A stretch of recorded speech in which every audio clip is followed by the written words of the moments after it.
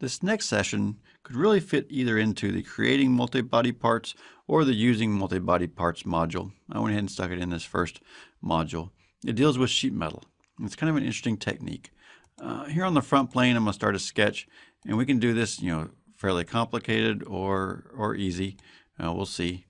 We're going to come in, draw a couple lines here, and just draw a shape.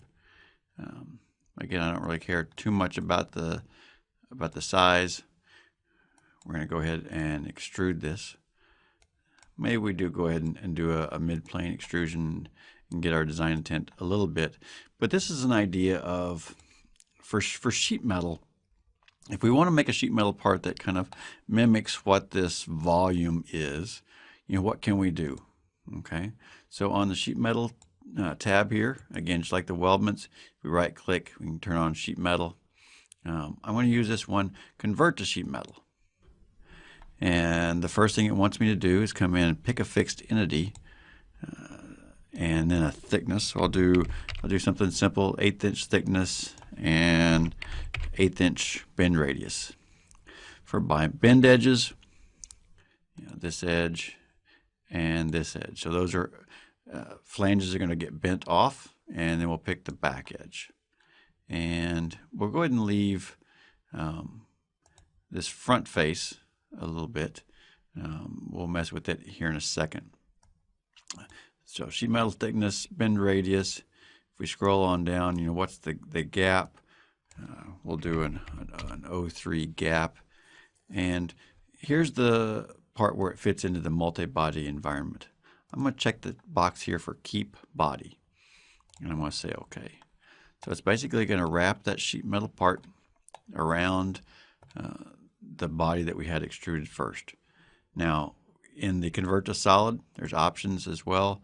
Do I want the thickness to the inside or to the outside? It kind of depends on what we're wanting to do. Are we wanting the sheet metal part inside the original layout body, if you want to call it that, or to the outside?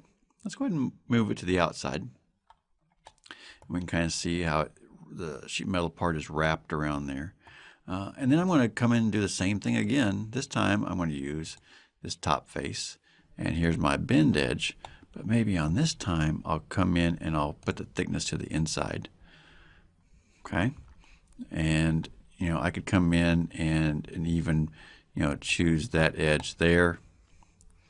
And now I'm going to turn off the keep body and say OK. So now I just have the inside and the outside sheet metal part. If we come in and do a section view right down through the middle, we've got a nice overlapping joint there and bodies for each of these pieces of sheet metal. With the sheet metal, just like the weldment, we've got kind of a cut list. There's the first one, there's a second one. You can right click, we can flatten. It's going to flatten just the one body, hiding the other guy. And the same thing on the top piece. Right click and flatten, showing just that one guy.